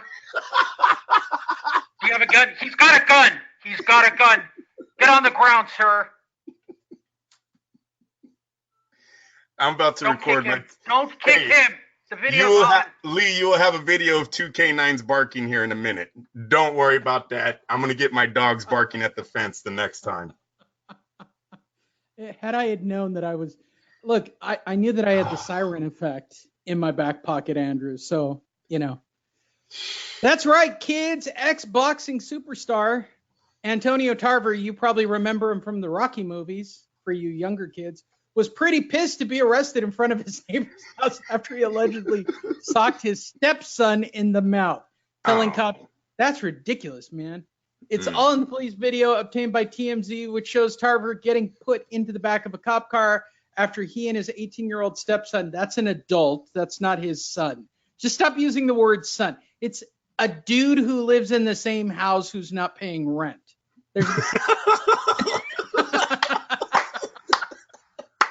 No doubt. All right. Azia Taylor got called into an altercation at Tarver's home in Florida as he was. Okay, so Tarver was banging a stripper who's got a son already. That's my guess. I'm just going out on a limb. This is Florida. Really, you think her 18-year-old son, like? She might be a nurse. I don't know. She might have a good job. Andrew. She might work at IHOP. Think of Tiger Woods. No, they don't have IHOP. What do they have? They have the Waffle House. She's a Waffle House worker. Oh, they do have the video. Mr. Tarver, come out of the house with your hands up. Get your hands up. Mr. Tarver, please put your hands up. You know what he's thinking right now? He's thinking he didn't want these hands. Get on the ground. He's dangerous. Have you got any weapons on you, Mr. Tarver? Because the cops didn't handcuff him, the cops totally side with Tarver. They're like, yeah, you whooped his ass. He needed that. An 18-year-old bitch who needed a punch in the mouth. That's right. Shouldn't he have hundreds on that roll? I mean, I don't want to say it, but he's living in a really laid back area, bro. I mean, it looks very Deontay Wilder neighborhood-ish. Well, hopefully he's Rocky money. Well, he might be smart. Might be smart with his money. The grass looks green and it looks cut, so I'm happy with that, Lee. A lot of neighborhoods don't look. Please put your hands behind your back. Oh, they did. Damn it. Oh, they gave him the two cuff. They gave him the two cuff deal, bro. They gave him the two cuff. That's when you're badass, bro. Two cuffs is better than one cuff. Hell one yeah. Cuff is fucked up. They don't like you when you're one cuffed, and they make it tight. Please, Mr. Tarver, stand away from the vehicle. He's going for a gun. No, he's cuffed already, sir. He's going for a gun. Somebody shoot him. Not good. And I could have sworn video of this shit. And what I want to know is if this is the son that fights. But I thought his name was Tarver Jr. Stepson. Yeah, doesn't Tarver's son fight? I believe he has a kid that fights. Why didn't he just send him? Why? Boxers. Sometimes you just push them. And all they know. And I want to know about this bitch who called it. Like, was it I guess would be his wife, right? His wife called in, or this bitch called in that he hit in the mouth. You're 18, bro. You're 18. He ran to the bedroom and called. That's what he did. That's what I feel like he did. And this shit happened a year ago. Look at this date, Andrew. 2018. It's all over the police video obtained by TMZ, which shows Tarver getting into the back of a police cop car. 18-year-old stepson Azia Taylor got into an altercation at Tarver's Florida home last August. As we previously reported, Taylor told cops a dispute at a Waffle House. I know. That's classic, bro. Right? I didn't even read it. Visiting my mom. Now, what would be funnier here would be we were visiting my mom at the Waffle House. She works there. Earlier in the day, Tarver attacked him, socking him and throwing him in the garage. In the 911 call previously obtained by TMZ, you can hear the alleged scuffle break out, followed by the neighbor telling, "Fuck, Tarver, your life is just fucked." Play it. I don't think we can hear it. All right, hold on. I'm going to try. You're going to get my headphones.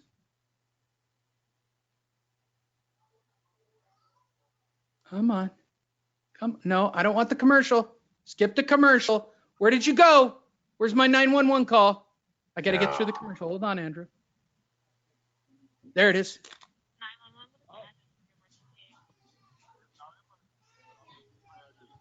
I have an 18-year-old disobedient young adult that is to be escorted off my phone. I told him not the full address. You only gave me a numeric phone. Don't plug your phone up in my house, man. But Don't plug nothing up in my house. Don't put none of my services. I already told you, man. Don't use none of my services. He's 18 years old. He got to get out of here. That's it.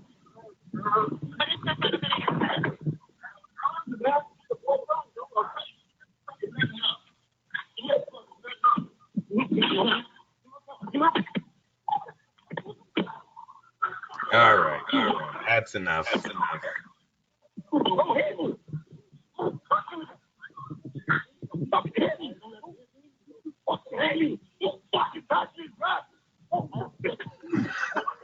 All right, Lee, that's good. Is that good enough for you? Yeah, that's good enough. That's not a good situation, but you were right. He wants him out the house. No more playing stepdaddy. You're 18. Yeah. You're out. Bitch, I'm just fucking your mom. Get out. Yeesh, Tarver was ultimately, that's the truth.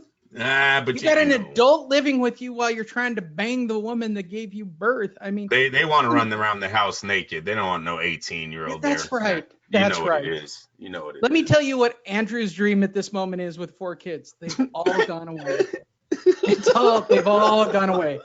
It's just him running around with his naked wife and frolicking in their house that they built. It's the truth, right? That's like the dream of retirement.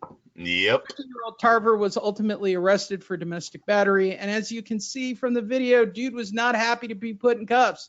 I don't know what y'all got to handcuff me for. All my neighbors out here, man, that's ridiculous.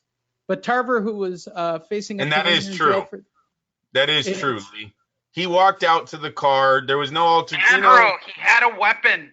They should have put it at least in the front. If you got to do it for show, they could have handcuffed the front. Just tell him sit in the car. I would say that was a little uncalled for too. I love the fact that TMZ has to end the report with Antonio Tarver's not his boxing career, right? Tarver now listed at 6'2", 225, was a stud boxer back in the day. Back in the day, bro. How jacked up is this sentence? Back in the day. Oh, winning multiple belts and scoring an impressive win over the likes of Roy Jones. Antonio Tarver also starred as Moon the Lion Dixon in the 2006 Rocky Balboa movie. He ended Roy Jones. He didn't just beat Roy Jones. He ended the baddest man on the planet's career. You know how I found out about it? I was watching an NBA game. I wasn't watching that fight. And Charles Barkley was watching a monitor in the corner, and everybody. I remember that. This is exactly what they said. Hey, Charles, you going to talk about this? He's like, I'm watching Roy Jones get knocked the fuck out. Yep. I remember that. Exactly what he said. Great fight. Then I went back and watched it. All right, what else is going on in the wonderful world of TMZ? Andy Ruiz Jr. loosens up his belt on monster Mexican grub out with mariachis. This actually made our Facebook page, Andrew. But TMZ, of course, grabbed our video. The man is going full tilt, full fat guy. I mean, he's going Riddick Bowe fat guy here at this point. Yeah, I know. I seen the plate. That was a big plate of a lot of grease, man. There was some deep fried shit going on there. He is my new favorite person in the world. He's like, fuck it. I'm taking the whole town out, bro. The fact that there's video, like somebody standing there with a video camera shooting him and his family. Okay, first of all, everybody in the family, I'm just going to assess the video, Andrew. Everybody in the family's fat too. Maybe it's genetic. How did I know that was coming? How did I know? Look at that dude carrying the baby. That's a fat dude. They're all big boned, okay? That's a big family, right? I don't know. Is that his woman? She's beautiful. That's a beautiful wife. Yes. All right. I'm going to let you have that one, Andrew. Andrew, there's a bunch of Mexicans in the restaurant. Get the guns out. Everybody on the ground. Yeah. Will you stop? What do you hear every day in El Centro? Get on the ground, Mr. Ruiz. He's going for a gun. Just shoot him. So stupid. What did we learn from this video? I think the fact that they had this is a really shitty place too. Maybe it's got the best food ever. I'm gonna say his family owns that restaurant, and he just got them a great plug. That did not. Lee, did that look like the restaurant you pick when you made $4 million? Dude, that's the restaurant I pick when I'm going home to Montebello to go eat, to be perfectly honest. Or he knows the owner. I mean, what a great plug. What a great plug. I don't think they're like, man, I can't wait until I get home. Let's see. Speaking of moms, happy birthday to Andy Ruiz's mother, Mrs. Ruiz. We're told that they're well out celebrating the 58th birthday. Okay, I guess. Nice. Did nice photos. You see the Snickers ad? See the Snickers ad? Yes. Did they Photoshop? You posted, Andrew. You posted. Did they Photoshop? I know. Not only, I don't know if this is a real photo. Let me tell you about this. Okay, so Andrew posted this, not Lee for a rarity, on our Facebook page. I've now seen people grab it from our page and repost it.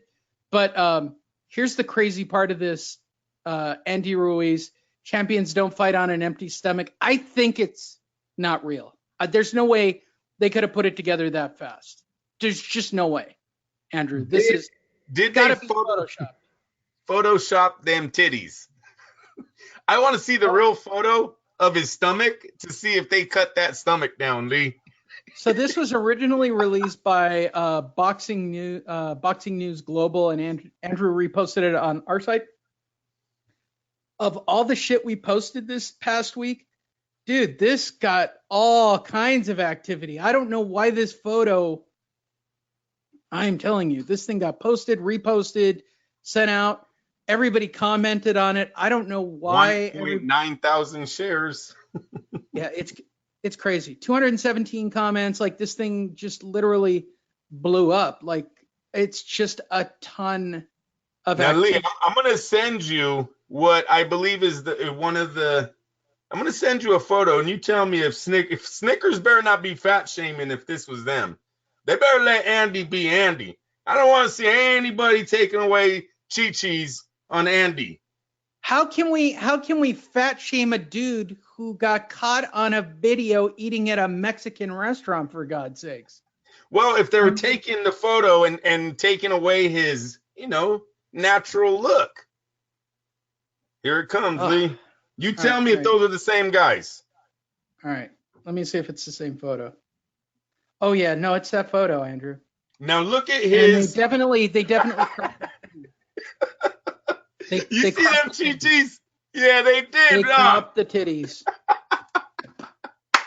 They cropped his tits. Andy should be mad, man. What the fuck? He eats beans, rice, and tacos. He told you guys. Yeah, they said, why are you the biggest Mexican ever? Not only does he eat beans, rice, and tacos, Andrew, we have video of him eating beans, rice, and tacos. Like, there is no shame in this video. Like, the food at the table, like $100 at this place clearly will get you all the food you ever wanted. Some deep fried shrimp. He has some 2 deep fried fish. He's out.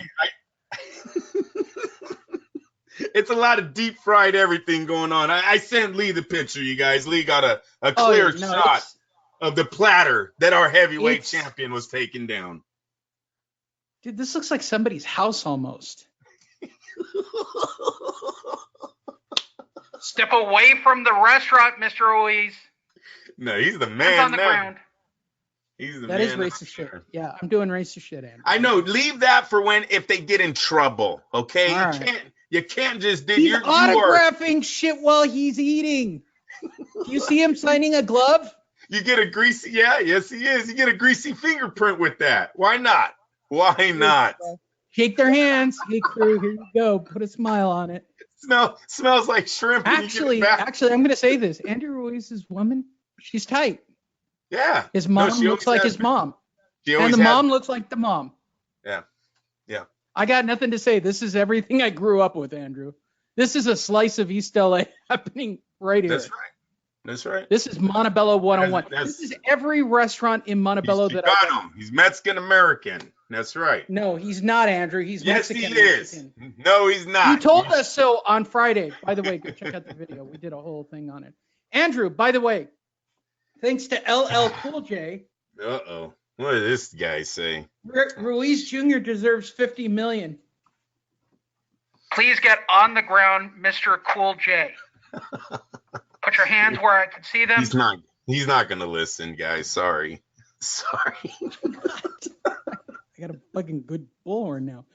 Don't call it a comeback. Call it a payout. LL Cool J. Did they really write that? Did they? Oh, fuck. I thought you just said that. By the way, everybody who thinks this is just me just saying those lines, this is what TMZ wrote, and I quote, "Don't call it a comeback. Call it a payout." LL Cool J, because he did a song that's sort of about boxing, came out swinging for Andy Ruiz, saying that Andy Ruiz deserves to be paid $50 million. He said, and I quote, "He should get more than that. Got to get every dime you can, baby." Damn, look at that shot. I say that what any a whiter great than photo. I actually can. Cool J says people got to stop looking at Ruiz as a relatively unknown guy. He was, before he was shocked and upset the world in MSG. As LL put it, I hate it when they don't use his real name. He got the belts. Now this is the price. Oh, good. He added, why are we listening to this guy? You're the one doing it. That's a nice picture, though. Look, I don't even know why this is getting time, Andrew. This is the part that I find crazy. You did They stop him in the airport, and this is what they ask him. Not, hey, does Mark Harmon beat people on NCIS or whatever show he does, right? Which, by the way, hit the news. Like the girl who was in NCIS with Mark Harmon. I've never even seen him at a fight. Have you? Have you ever seen LL Cool J at a fight? He just said he did a song that's kind of about boxing. He's in the video. He's wearing boxing gear. Right. It's kind of about boxing. Kind of, right? I've been to a lot of fights. Lee's been to a lot of fights. This is like Ice Cube. Okay, and I said this during the Deontay Wilder fight, right? They really ran with the Ice Cube said Deontay won, therefore he won. Really? Because why? Because Ice Cube said so? Are you shitting me? At least LL Cool J has done a song that's kind of about boxing. Ice Cube has not. I would say, okay, would you agree with me or not? I would say LL Cool J is more of a boxing person than Ice Cube.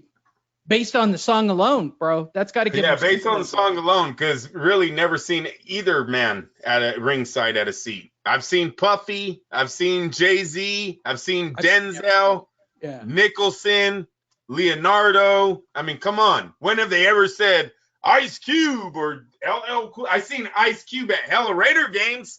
That boy's at all the Raider. That man is at all the Raider games. But maybe he's just a sports expert, Andrew. Yeah. Listen, 15 million's a lot. You guys, the kid didn't make over $1 million before he made 4 million. So why are they going to jump up to 50? Why don't they just buy El Centro and give it to him? That'll get it. And that's only like a $2 million purchase. When it rains, it pours, but it doesn't, it doesn't flood like that. You don't go from 4 to 50. 4 to 15 is a great raise. Correctly? That's you're making serious money. You went from 4 million to 15 million your next check. And believe me, if he wins that rematch, Deontay, he is your new $25 million, $30 million fight champion. Believe that. Not you, not Fury. I don't know. Fury's tied up with ESPN for what?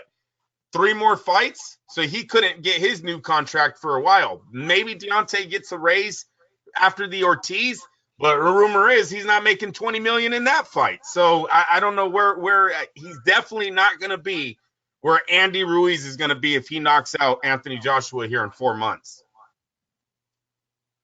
Okay. That brings us to a story by our favorite guy to talk about on this show, Oscar De La Hoya. Canelo will KO Triple G the next time.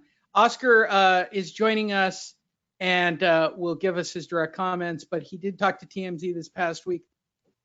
Hey. We'll make him wait, okay? We'll see. He's a B fighter right now. Canelo is the A fighter, Andrew. Okay? I said that, right? And I wasn't fucked up. I was on the golf course, and I was hitting golf balls for some kind of charity thing, but they paid me, okay? Oscar does not show up unless I get paid. Got it, bro? I think Canelo's actually going to knock him out this time, right? Got anything on that? It's duck season right now, so they can keep talking. What did you? It's belt season. Get it right. And what? No, it's duck season for De La Hoya. No, that whole get a belt, maybe we'll fight you shit. Come on, stop it.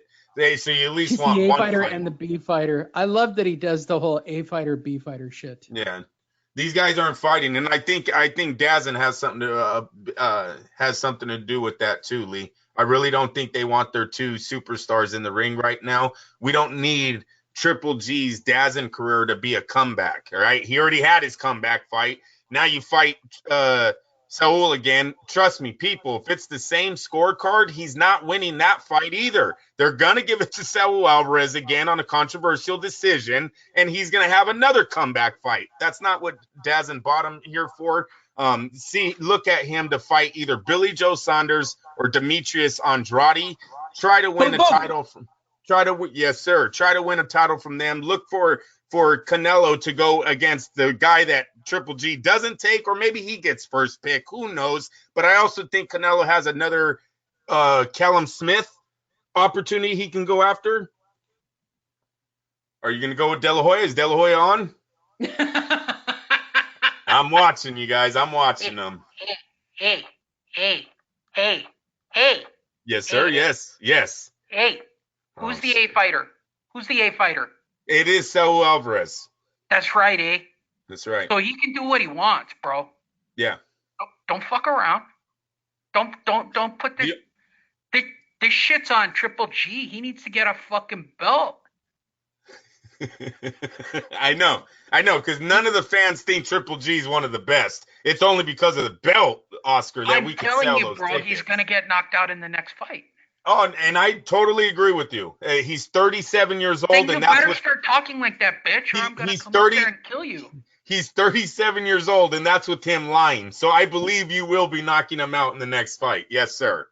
For those of you who don't understand how truly inside a funny joke that is, Andrew had an altercation with Mr. De La Hoya some years ago that Oscar clearly doesn't remember, but the fact that I just keep bringing it up and keep doing this belligerent Oscar thing because Oscar's still mad at Andrew from how many years ago was it, Andrew? How old were you? Yeah, I forgot what.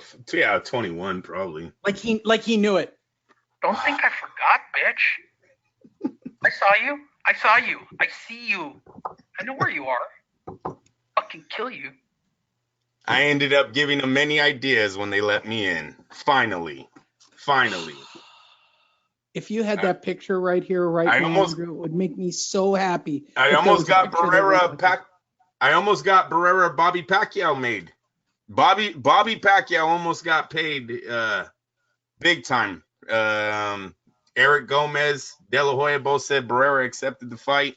They took it to HBO. HBO wanted Bobby Pacquiao to do a warm-up fight before he got Barrera. I told him, why don't you put Manny in the corner, put Manny on ringside, have Barrera fucking mop the whole floor with Bobby. It'd be a great lead-in to Barrera Pacquiao, too. Bomb Squad is back in the news. Lucky us. He made the news about 3 days ago. Deontay Wilder, Anthony Joshua is a broken man. Ruiz will win the rematch. Yes, he came out a few weeks ago, and we really haven't discussed it, so let's just get it out of the way because I know we have Deontay fans who listen to the show. I am giving you your 3 seconds of Deontay bliss. Joshua, I think he's a broken man. Mentally, he's done. That's what Deontay said, saying Andy Ruiz didn't just beat Anthony Joshua in the ring. He crushed the man's soul. Really? Wilder touched down at LAX on Wednesday night and couldn't wait to go in on his heavyweight rival, explaining why Ruiz exposed AJ as a weak-minded fighter who couldn't hang with the best. When you perform that way as a champion, he gave up, he quit. Of course, Ruiz, a heavy underdog, beat the snot out of Joshua at Madison Square. They actually use that word, Andrew. Beat the snot. I want to write for TMZ. They let you write shit like beat the snot out of Anthony Joshua at Madison Square Garden on Saturday, taking all 4 of Joshua's championship belts in the process. Now, with reports that Joshua has exercised his rematch clause, with Ruiz. Wilder thinks it won't actually happen because Anthony knows he'll lose. Oh, you're fucking high, bro. You are high as a kite if you don't think that rematch is happening. All right, Andrew. Give Deontay his due. He can have his 5 seconds right here, right now, and I don't want to discuss it again. So he's done. He's a weak-minded, broken man. He also did this is why he ran. Did I miss any of the Deontay quotes from the last 2 weeks so that I can get it over with? No, and he has every right to say that. For the way that Anthony Joshua looked last Saturday, Deontay can say whatever he wants right now. Deontay is still undefeated. Deontay's been hurt. He's been in the ring with Luis Ortiz and Tyson Fury and never gave up. And that Tyson Fury fight, he shows so much heart in the last 4 rounds. Lee, we talked about it. The last 4 rounds, he drops Fury twice, almost knocked him out in the 12th. So he can say whatever he wants right now. That's it, but you can't tell me that this rematch isn't happening. I'm sorry. It's a make or break moment right now for Anthony Joshua. His career cannot move forward unless he fights Andy Ruiz again for those titles. And you know that's what they're going to do, even if it means risking him losing again. It's a make or break moment. All right, Andrew. Just because we have 3 Deontay Wilder fans, go ahead, say it. Bomb Squad? Yeah, and the other one. No, that one's stupid, though, till this day. Come on, bro. Come on. You say that one. Say it. I already did. Come on. I just did. You did Bomb Squad. Now and I said till this day is stupid. There we go. Oh, sorry, I didn't hear it.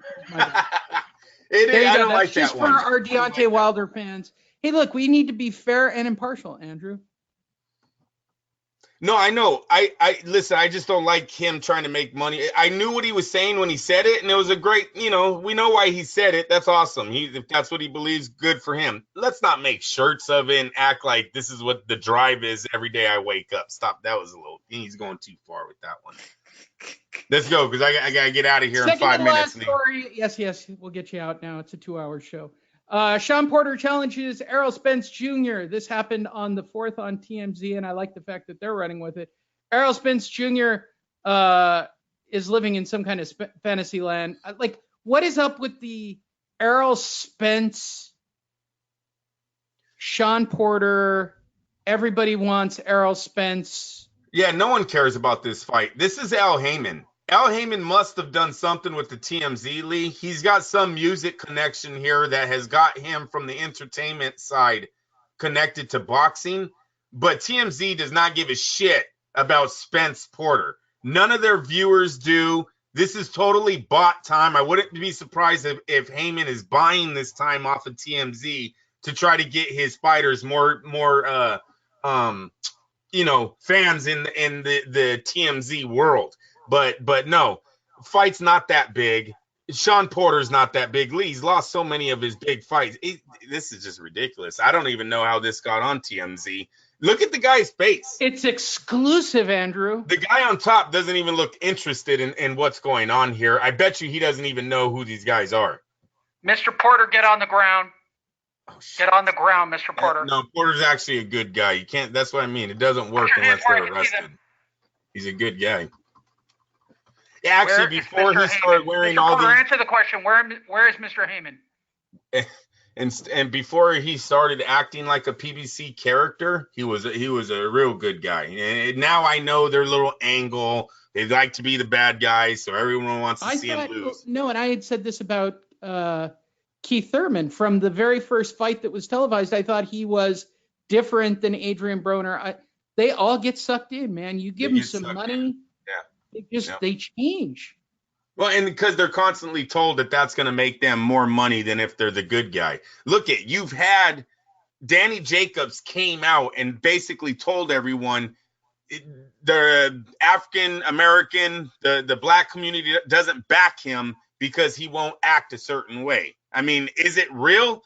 I don't know. Sometimes, Lee, when these guys act a certain way, you see people call them Uncle Tom's, or you know what I mean? They're playing, they're not being real or from the street. So who knows? Maybe these guys get told that so much and they see what happens to other guys that don't act a certain way They get sucked in. I don't know. But yes, you are correct. Keith Thurman, before all of that it seemed like he was different. And I also say Spence. Spence, his father kept him out of Las Vegas in the beginning of his career because he didn't want him hanging around with that atmosphere and getting away from what they were building there. And now look at Spence puts out many videos where he's saying obnoxious things during fights. It almost looks like everyone's drunk. They're just what it is. But yeah, you are correct. Andrew, what have I been saying? What's that?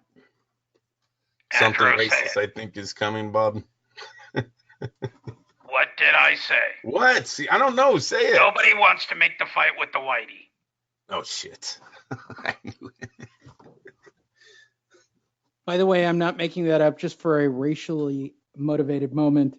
That's a fact. Bob said it, and nobody else in the media wanted to run with it. And I'm clearly never going to let Bob off the hook for letting that story go out. Like, fuck all of you guys who do media.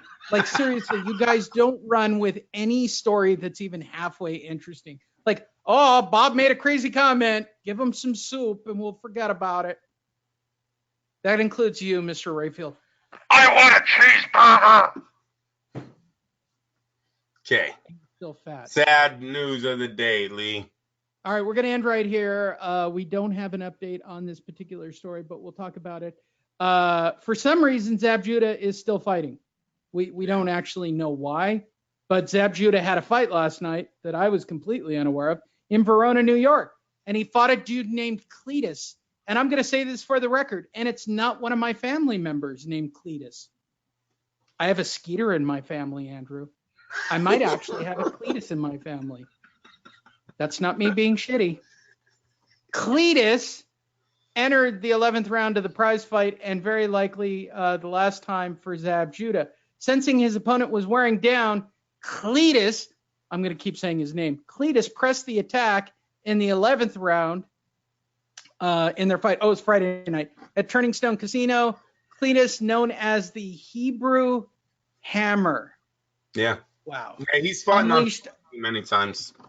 He unleashed a stream of powerful punches that left referee Chris Fitch little choice but to stop the fight. I was very proud to go into the 11th, said Cletus, who is from Shirley. I was waiting for the opportunity to take over, blah, blah, blah, blah, blah, blah. Well, shortly after the fight, Andrew, it was reported that Zab had a bleeder, right?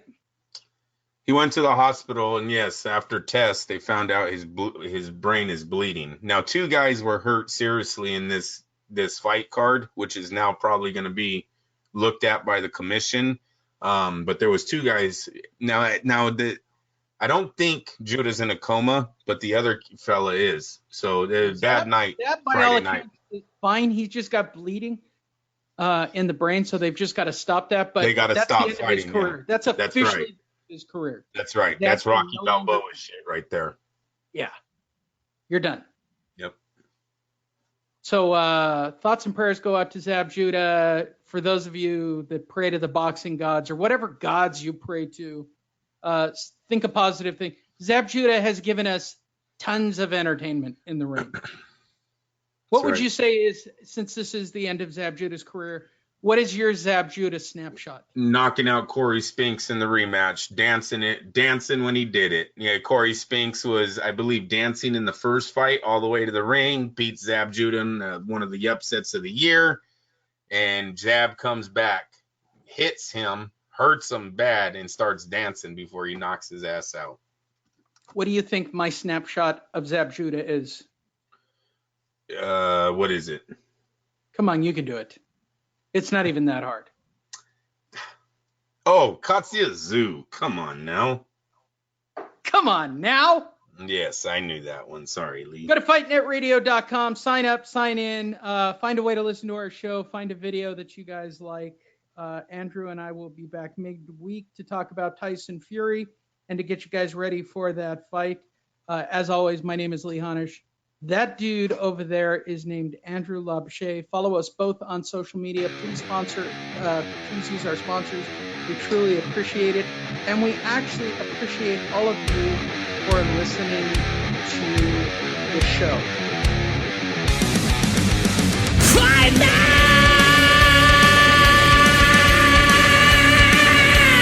Radio!